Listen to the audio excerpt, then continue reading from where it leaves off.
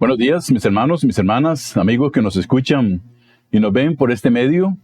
Alabamos a Dios por su benevolencia con cada uno de nosotros.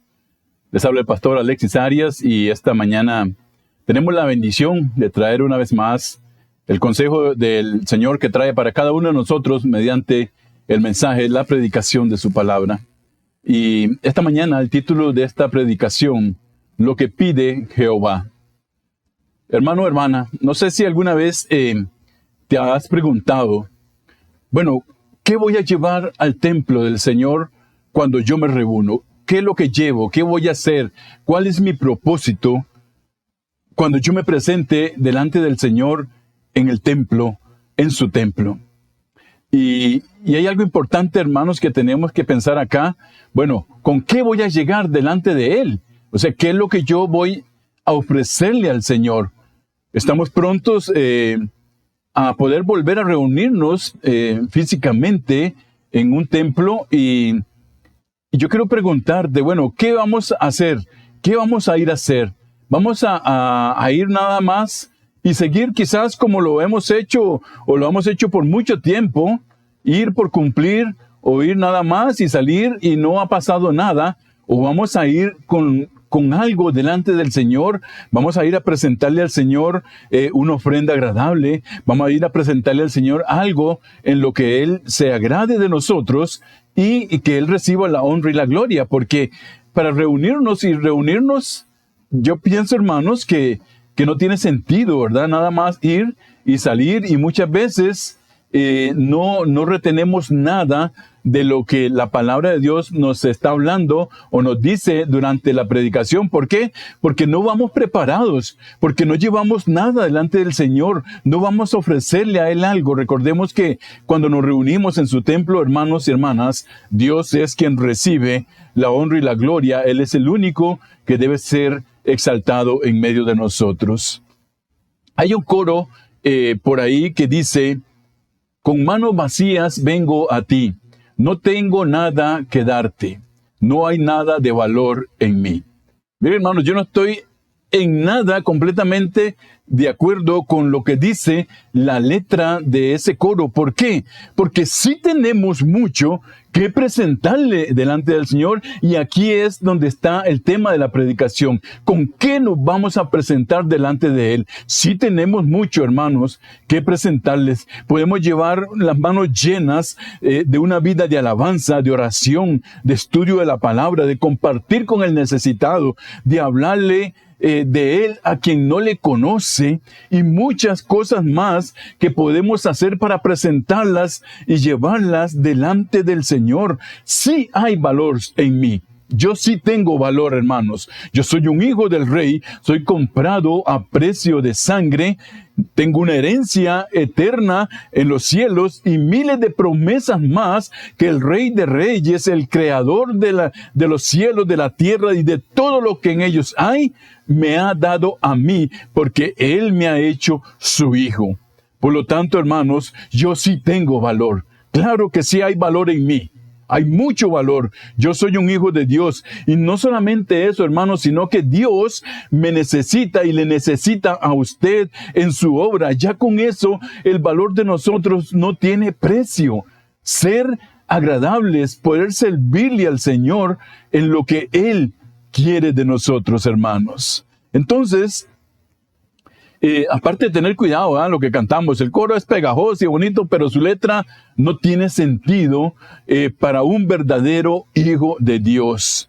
Entonces, hermanos, muchos dicen, bueno, ¿con qué me voy a presentar delante del Señor? Voy a llevar canto, voy a llevar ofrenda, voy a llevar diezmos. Pero en realidad, ¿qué es? ¿Qué es lo que nos pide el Señor cuando estamos en su presencia? Dice la palabra en el libro de Miqueas, capítulo 6, y del verso 6 al verso 8. Miqueas, capítulo 6, del verso 6 al verso 8. Dice así: ¿con qué me presentaré ante Jehová y adoraré al Dios Altísimo? Me presentaré ante Él con holocausto, con becerro de un año. ¿Se agradará Jehová de millares de carneros o de 10,000 arroyos de aceite?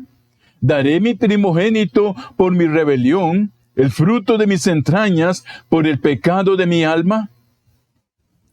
Ven, hermanos, el Señor dice y hace esta pregunta: ¿con qué me voy a presentar a cada uno de nosotros? ¿Con qué me voy a presentar? Dios, vamos a llevar sacrificios, holocaustos. Dice la palabra, vamos a llevar aceite delante del Señor para ofrecerlo.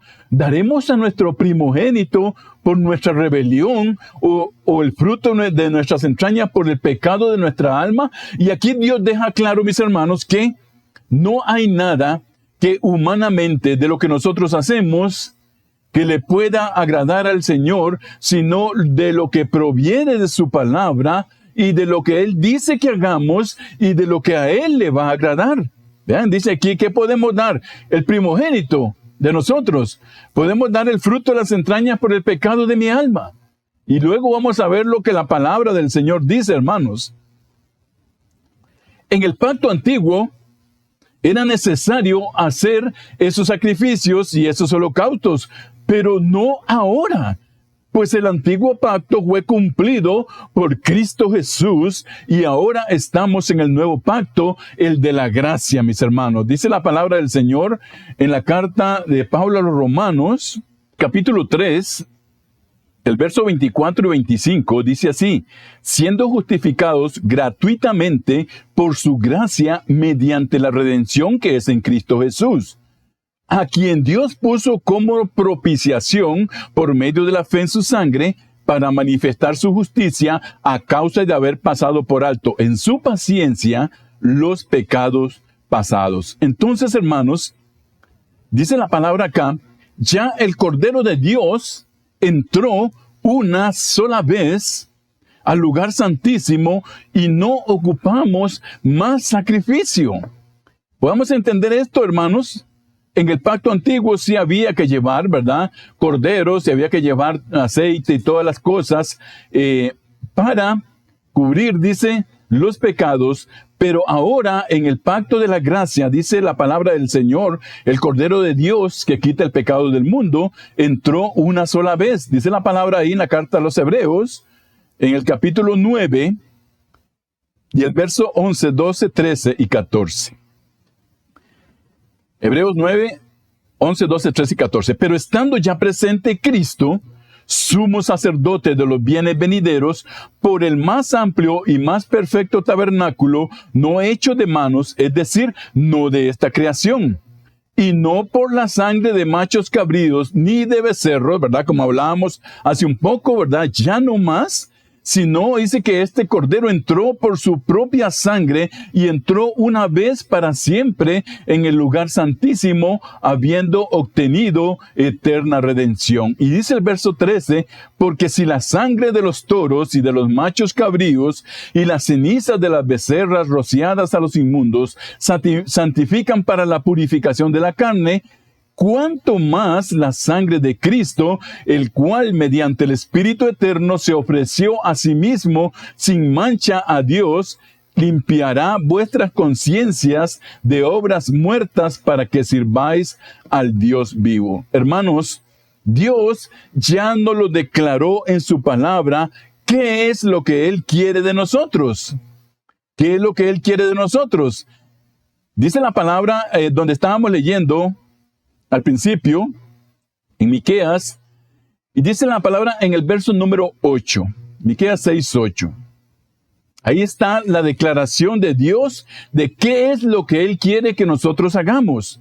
Dice así el verso número 8, oh hombre, Él te ha declarado lo que es bueno y qué pide Jehová de ti. Solamente hacer justicia y amar misericordia y humillarte ante tu Dios. Ahí está la respuesta, mis hermanos, de lo que Dios quiere que nosotros hagamos para presentarnos delante de su presencia, en su templo, para alabarle, para que Él se goce, para que Él esté contento con nosotros, para que seamos un olor grato, hermanos, a Él. Hacer justicia, dice la palabra. ¿Pero qué es hacer justicia? Es andar justamente, mis hermanos, delante de Él. La justicia hace todo de la manera correcta, sin pecado que la manche. Verdadera justicia es naturaleza divina, mis hermanos. Todo lo hace correctamente, de la manera más perfecta que existe.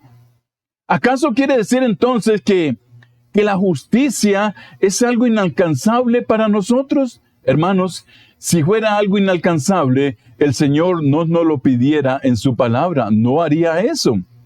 Vamos a leer en la segunda carta del apóstol Pedro, en el capítulo 1, del verso 1 al verso 4. La palabra del Señor nos dice así: Simón Pedro, siervo y apóstol de Jesucristo, a los que habéis alcanzado por la justicia de nuestro Dios y Salvador Jesucristo, una fe igualmente que la nuestra.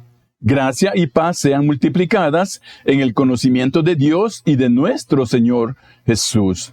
Como todas las cosas que pertenecen a la vida y a la piedad nos han sido dadas por su divino poder, mediante el conocimiento de aquel que nos llamó por su gloria excelente, por medio de las cuales nos ha dado preciosas y grandísimas promesas, para que por ella llegaseis a ser participantes de la naturaleza divina, habiendo huido de la corrupción que hay en el mundo a causa de la concupiscencia, a causa del pecado. Entonces, hermanos, la palabra del Señor dice que la justicia sí es posible que nosotros la practiquemos. ¿Por qué? Porque el que fue justo, el único justo, nos justificó también a nosotros.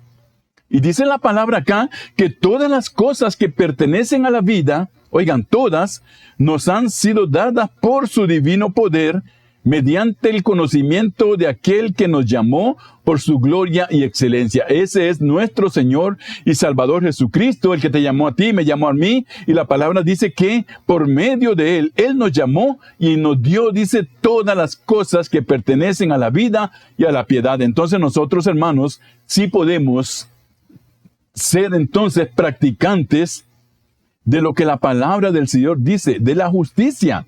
En otras palabras, hermanos, también se nos ha prometido que nosotros mismos tenemos que tener esa naturaleza divina. Nosotros mismos podemos llegar a ser justos porque Él es justo. Así pues, entonces, tenemos que perseguir esa justicia y practicarla. Nos llevará, hermanos, ¿a qué? A tener la vida de plenitud, de la justicia de Dios. Pero mientras tanto que nosotros vayamos alcanzando esa justicia, hermanos, tenemos que esperar en el Señor, en su revelación, en su entendimiento. Lo único que tenemos que hacer es vivir en obediencia a la fe en Cristo, hermanos. El Señor también nos dice en el libro de Isaías, en el capítulo 48 y el verso 17 y 18. Dice la palabra del Señor ahí: Así ha dicho Jehová, Redentor tuyo, el Santo de Israel: Yo soy Jehová, Dios tuyo, que te enseña provechosamente, que te encamina por el camino que debes seguir. Oh, si hubieras atendido a mis mandamientos, fueras entonces tu paz como un río y tu justicia como las ondas del mar. Dice el Señor: yo te enseño con provecho, yo te guío por el camino que debes seguir, pero tú no has hecho caso. Oh, de verdad, si hubieras hecho caso, entonces tu paz sería como un río y tu justicia como las ondas del mar. Entonces, hermanos, ¿qué más nos dice el Señor? ¿Con qué nos presentaremos? Dice, tenemos que amar misericordia. Tener un corazón misericordioso no significa tener un corazón débil. Muchas veces se piensa eso. Quien desea ser misericordioso necesita un corazón fuerte, firme, cerrado al tentador, pero abierto a Dios. Eso es lo que necesitamos. ¿Cuántos corazones de nosotros necesitan dar y recibir misericordia? Pero ¿qué significa, hermanos, tener misericordia? Dios tiene misericordia de nosotros, tiene compasión y amor, se compadece de nuestros sufrimientos.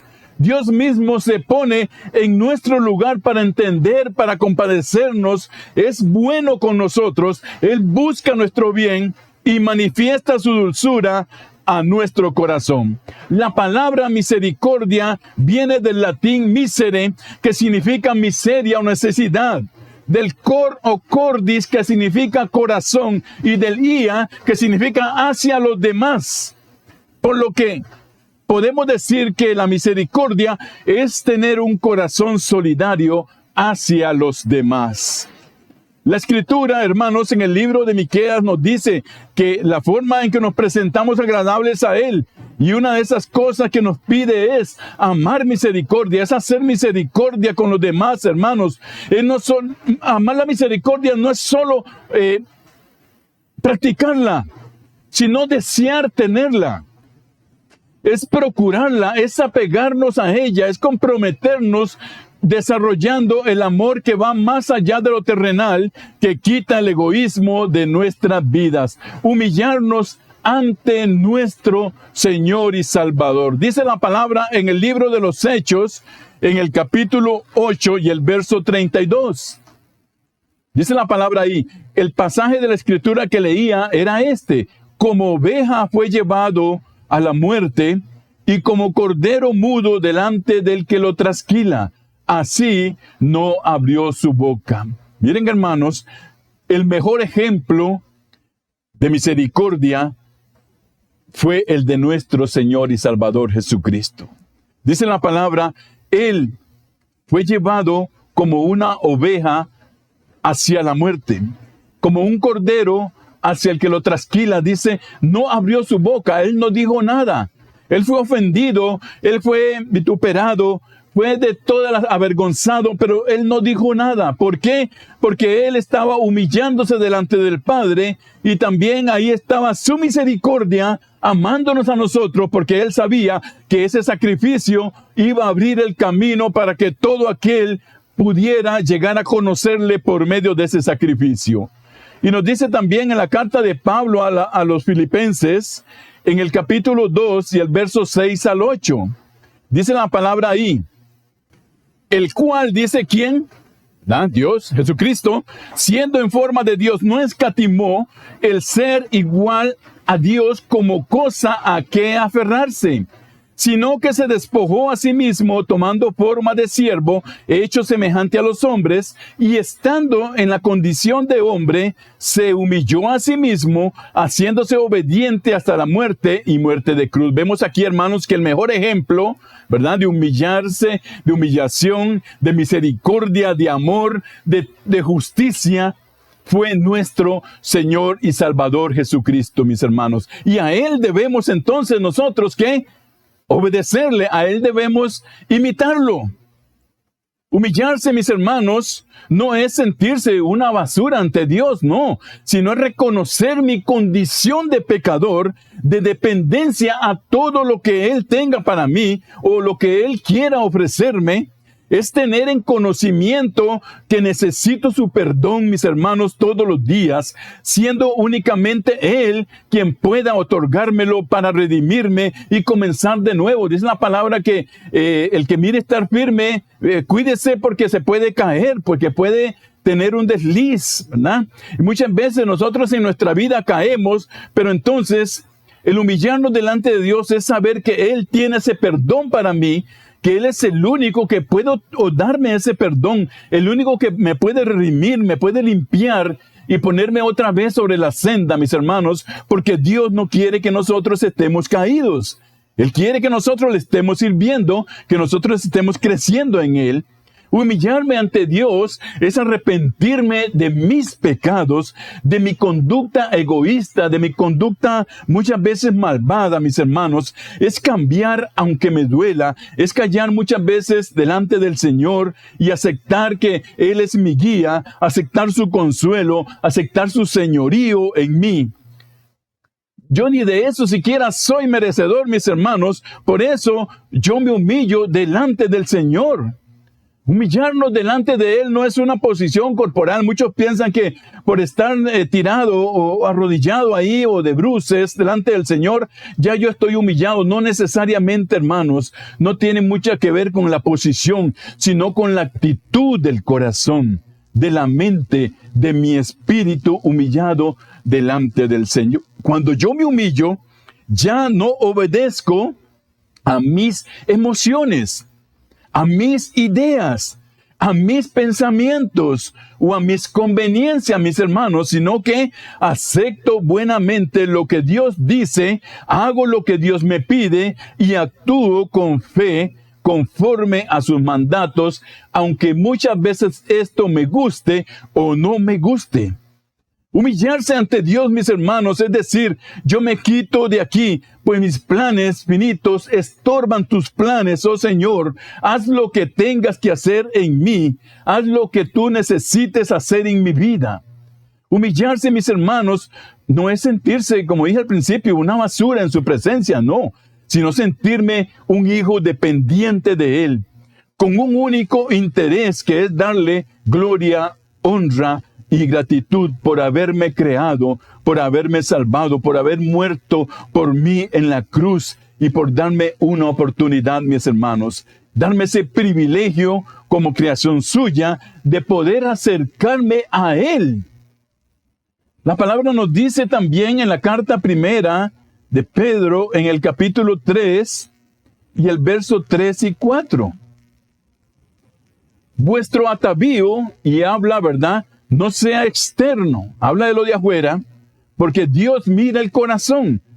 Vuestro atavío no sea el externo de peinados ostentosos, de adornos de oro o de vestidos lujosos, sino el interno, el del corazón, el incorruptible ornato de un espíritu afable y apacible, que es de grande estima delante de Dios. Por eso, mis hermanos, vean ustedes que estas cosas que estamos viendo de lo que Dios nos pide, no son cosas humanas, no son cosas que nosotros podamos hacer, son cosas que provienen de Dios, que están en su palabra y que Él dice que nosotros, ¿qué?, podemos practicarlas. Eso dice la palabra del Señor.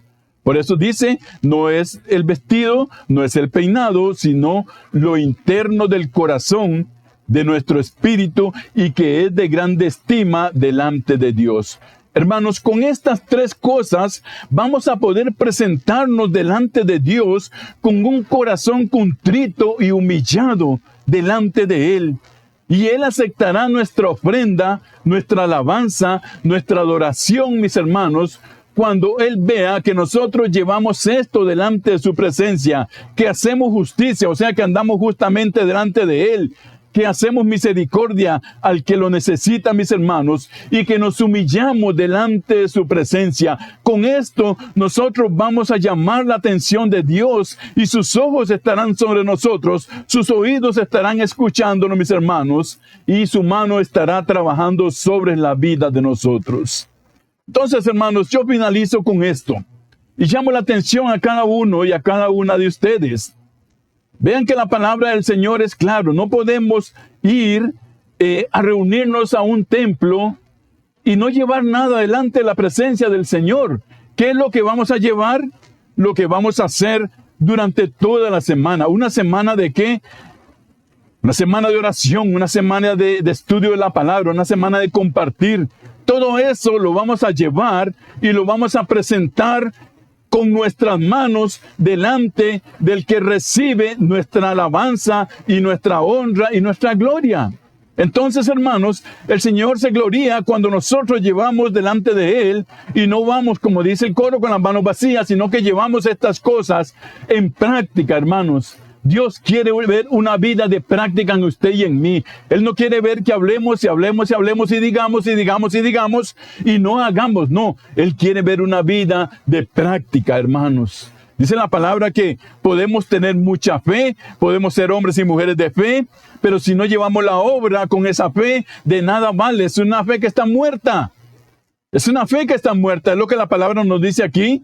Podemos ir y cantar bonito delante del Señor, podemos ir y leer la palabra, podemos llevar un testimonio, pero Dios quiere que llevemos una vida entregada delante de Él, mis hermanos, una vida de adoración, una vida de oración, una vida que le agrade, que durante toda la semana nos preparemos para cuando tengamos que reunirnos, hermanos, el Señor sea glorificado, Él reciba la honra y la gloria en ese templo, hermanos, y que salgamos llenos de su bendición, salgamos llenos de su Espíritu, y que la promesa de que volver a su templo sea, hermanos, para volver otra vez a ofrecerle al Señor estas cosas. ¿Qué pide el Señor de nosotros, hermanos? ¿Qué es lo que pide? Justicia, misericordia y humillarnos delante de su presencia. Dios bendiga su palabra esta mañana, que la palabra sea bendita en la vida de cada una de ustedes como lo es en la mía, y que el Señor reciba la honra y la gloria. Y acordémonos, hermanos, cuando nos reunamos en el tiempo de Dios, ¿cuándo va a ser? No sé, el otro mes, yo no lo sé, pero lo que sí sé es que tenemos que ir preparándonos, tenemos que ir llenándonos para llevar todas estas ofrendas que son internas, que son de adentro, que son del Espíritu, hermanos, y que son las que agradan al Señor. La paz del Señor esté con cada uno de ustedes. Vamos a orar esta mañana. Dios Padre, que estás en los cielos, alabamos y damos gracias a tu nombre, porque eres bueno con nosotros. Gracias, Señor, porque tú no nos pides nada que no podamos hacer. Tu palabra es clara, Señor. Que podamos hacer justicia, eso es andar justamente delante de ti. Que hagamos misericordia, que amemos misericordia, eso es amar a nuestro prójimo, amar al necesitado, cuidar de él. Y que nos humillemos, Señor, delante de tu presencia. Ayúdanos, Señor, para que estas cosas sean práctica en nuestra vida, que las practiquemos todos los días, que todos los días nosotros, Señor, podamos venir delante de tu presencia, podamos gozarnos, Señor, y tú recibas la honra y la gloria, y el día que nos reunimos en tu templo, Señor, sea un día de alabanza, sea un día de honra y gloria para tu nombre, sea un día en que no vamos a ir a pedir y pedir y pedir, no, Señor, porque ya entre semana en nuestro tiempo de oración hemos tenido tiempo para eso, Señor, sino que sea un día para ofrecerte, para darte gracias, para entrar por tus atrios con acción de gracias, por tus puertas con alabanza, para bendecir tu nombre, para exaltarte, Señor, por lo bueno que eres con nosotros. Gracias, Señor. Quita aquellas cosas que nosotros pensamos que podamos hacer para agradarte, Señor. No, pon las que tú quieres y las que están en tu palabra como en esta predicación. Gracias, Señor. Te damos por todo. En nombre de Jesús. Amén y amén. Bendiciones, hermanos. La paz del Señor esté con cada uno de ustedes.